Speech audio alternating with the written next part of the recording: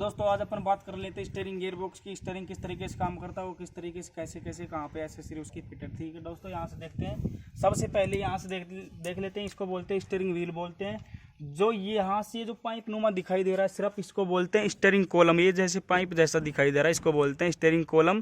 काफ़ी लड़के इसको स्टीयरिंग रोड बोलते हैं। दोस्तों स्टीयरिंग रोड नहीं है ये। स्टीयरिंग रोड तो देखो यहाँ से ये निकल गई स्टीयरिंग रोड, सिर्फ ये स्टीयरिंग कॉलम है। इसके अंदर जो यहाँ से जो दिखाई दे रही है इसको बोलते हैं स्टीयरिंग रोड। ये पूरा पूरा यहाँ से स्टीयरिंग कॉलम है। जो ये जॉइंट दिखाई दे रहा है इसको बोलते हैं चौकड़ी भी बोलते हैं इसको। जो मैकेनिकल होते हैं मिस्त्री वो चौकड़ी बोल देते हैं, लेकिन इसको क्रॉस जॉइंट बोलेंगे अपन। ठीक है दोस्तों, अब तुम्हारे को बताता हूँ स्टीयरिंग गियर बॉक्स इसका कहाँ पे सेट है। तो यहाँ से देखो ये स्टीयरिंग गियर बॉक्स स्टार्ट हो चुका है। यहाँ से स्टीयरिंग गियर बॉक्स आ गया दोस्तों। यहाँ से स्टीयरिंग गियर बॉक्स, ये पावर स्टीयरिंग गियर बॉक्स है। अभी मैंने थोड़ी देर पहले वीडियो में बताया था कि इसको पावर यहाँ से मिल रही है। ये इसका रिजर्व ऑयल टैंक है, पावर पंप का रिजर्व ऑयल टैंक है ये इधर देखो, ये इसका पावर पंप लगा हुआ है यहाँ से, गियर बॉक्स का पावर पंप। अब यहाँ से जो ऑयल जा रहा है इस टैंक में से उठ के और इस पावर पंप के अंदर आ जा रहा है, यहाँ से निकल के और इसे स्टीयरिंग गियर बॉक्स के अंदर जा रहा है। जैसे ही इसके अंदर जाएगा उसको अधिक चाल मिलेगी, लुब्रिकेंट होगा।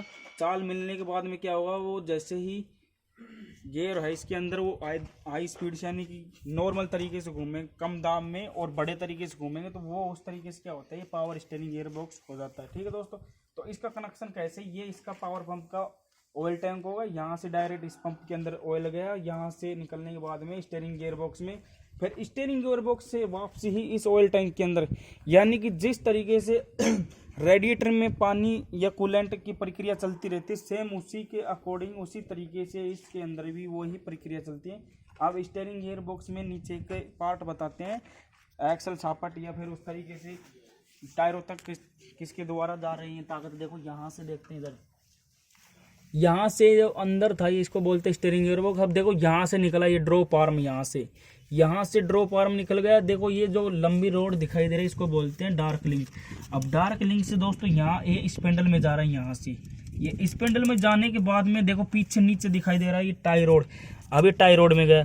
अब टाई रोड का प्रयोग क्यों किया जाता है, क्योंकि एक टायर से दूसरे टायर को समान दिशा में घुमाने के लिए टाई रोड का प्रयोग किया जाता है। दोस्तों यहाँ से इस डार्क लिंक में स्पेंडल में आया, स्पेंडल से डायरेक्ट ये इस टायर का, तो इस साइड टायर तो घूम जाएगा, लेकिन अब दूसरे टायर को घुमाने के लिए यहाँ से इस टायर रोड का प्रयोग किया जाता है। ठीक है दोस्तों, तो स्टीयरिंग गियर बॉक्स की प्रक्रिया इस तरीके से चलती रहती है। इस तरीके से इसको सेट किया जाता है। टिंकू ग्रेड का ऑयल डलता है। अब इसमें लेवल की बात कर लेते हैं। 1 से 1.5 लीटर के बीच में ऑयल इसके अंदर डलता है दोस्तों। तो दोस्तों बात कर लेते हैं टायरों की, गाड़ी की चौड़ाई, लंबाई और किस तरीके से व्हील बेस वगैरह आज इसकी बात कर लेते हैं। किस तरीके से कैसे क्या किस तरीके से सेट होती है इसी।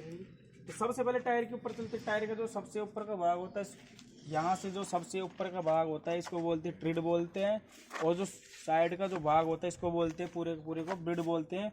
अब इसकी हवा की बात कर लेते हैं। 100 से 120 पाउंड इसके अंदर हवा होती है दोस्तों, और गाड़ी में लोडिंग अनलोडिंग के हिसाब से भी हवा अपने मेंटेन से रख सकते हैं। तो यहाँ से इसकी बात करते हैं, इसको बोलते हैं रिम कड़ा। ये पूरा जो है इसको बोलते हैं रिम कड़ा। ये पूरा अपना हो गया रिम। और जो इसके अंदर ये जो तुम्हारे को ये एसेसरी दिखाई दे रहा है अंदर, इसको बोलते हैं ब्रेक व्हील ड्रम। जो इसके अंदर ब्रेक शू होते हैं, ब्रेकिंग प्रणाली यहीं सेट रहती है। और जो इन नट बोल्टों की बात करते हैं, नट बोल्टों को बोलते हैं स्टडर बोलते हैं दोस्तों यहाँ से। अब इसमें 8 और 10 के बीच में ये स्टडर लगे हुए होते हैं।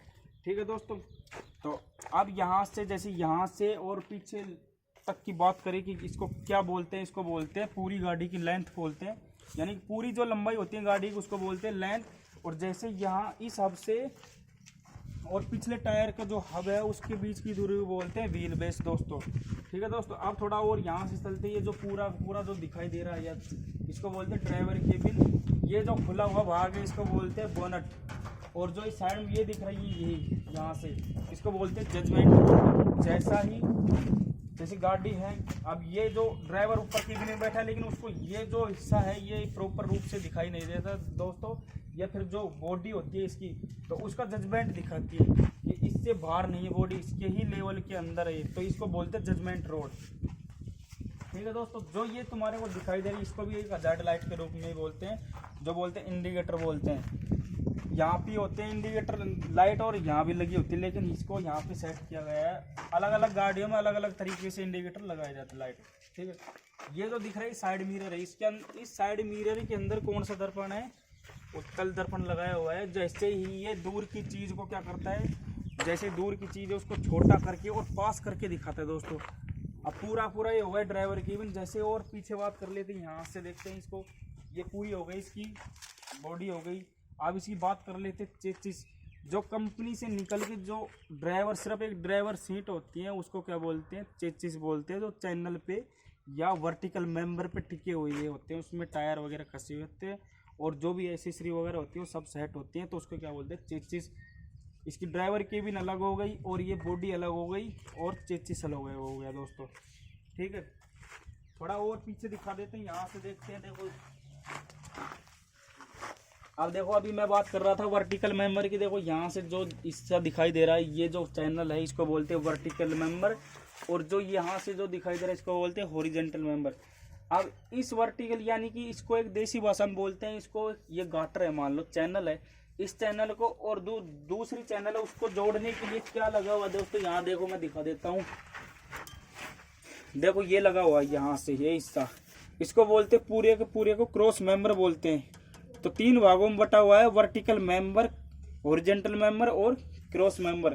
तो 3 भागों में चेसिस बन के तैयार होता है, ठीक है। लेकिन जो कंपनी से निकल के आता है सिर्फ वर्टिकल मेंबर के ऊपर ही आता है, और जो हॉरिजॉन्टल मेंबर होता है उस पर टिकती है बॉडी, ठीक है दोस्तों।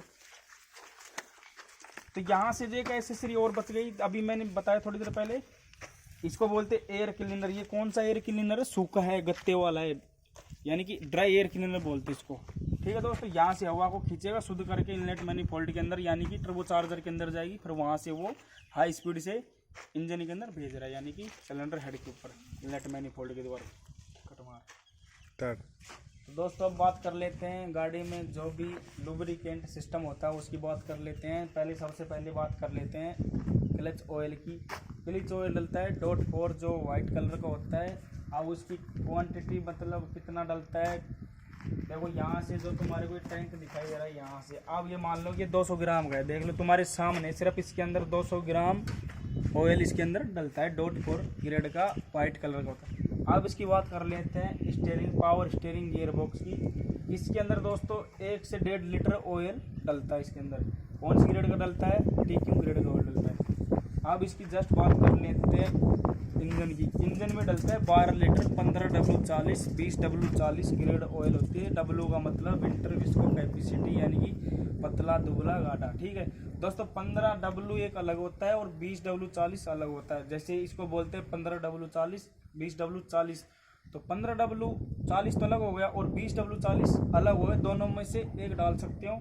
जैसे 15W40 है वो थोड़ा नॉर्मल, और जो 15W40 तो हो गया, और 20W40 है वो थोड़ा और उससे थोड़ा अधिक काटा हुआ, ठीक है दोस्तों। अब इसकी बात कर लेते हैं कब चेंज होगा, ये हर सर्विस पे चेंज कौन सी एसेसरीज के अंदर या लुब्रिकेंट के अंदर चेंज करी जाती है।